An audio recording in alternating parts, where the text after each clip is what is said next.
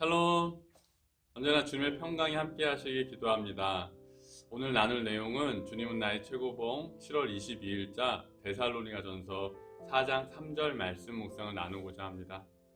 하나님의 뜻은 이것이니 너희의 거룩함이다. 아멘. 거룩은 히브리어로 카데시라고 말하고 잘라냄과 분리함을 의미하는 말로 더러움과 분리된 상태를 말합니다. 거룩은 하나님께만 있는 성품으로 모든 피조물과 완전히 다르게 구별되는 것을 말합니다.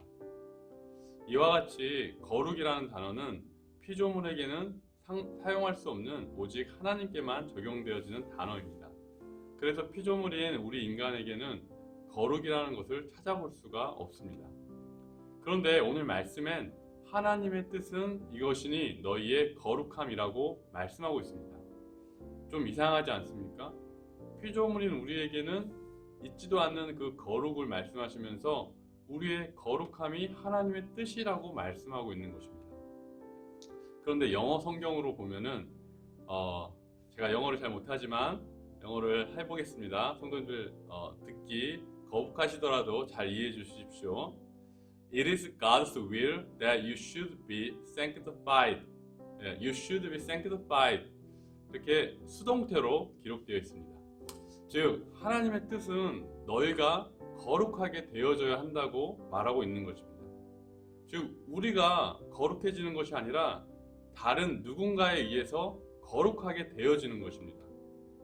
그렇다면 거룩하게 되어지는 것은 어떻게 해야 하는 걸까요? 많은 생각이 들 수도 있지만 가장 쉽고 간단한 방법은 그 거룩하신 하나님과 하나가 되면 되지 않을까요? 그렇다면 어떻게 거룩하신 하나님과 하나가 될 수 있을까요? 바로 우리에게 허락하신 그 믿음입니다. 우리에겐 거룩함을 찾아볼 수가 없습니다. 하지만 하나님께서 아들 예수 그리스도를 통해서 우리를 죄와 사망으로부터 영생으로 그리고 하나님의 나라로 옮기셨으며 우리 안에 성령님께서 거하신다는 이 진리가 믿어질 때 하나님과 하나가 되어 거룩함을 이루게 될 것을 믿습니다.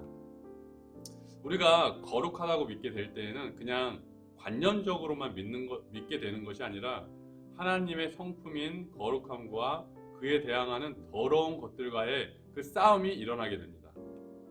그리고 그 싸움에서 믿음으로 승리하게 될 때 그 믿음이 우리 안에서 실제가 되고 그와 같은 경험으로 우리는 거룩한 삶, 하나님께서 기뻐하시는 삶을 살게 되는 것입니다.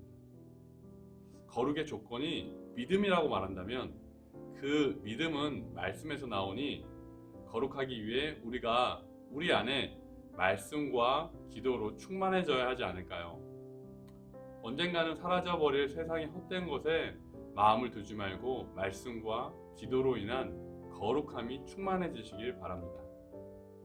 사랑하는 성도님들, 코비드-19 때문에 지금까지 우리가 알고 경험했던 세상이 불과 몇 개월 만에 바뀌어가고 있음을 보게 됩니다.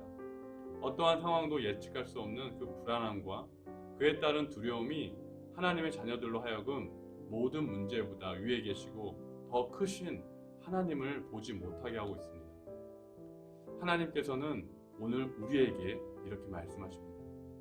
하나님의 뜻은 바로 나의 뜻은 이것이니 너희의 거룩함이니라. 하나님의 뜻은 이것이니 너희의 거룩함이니라.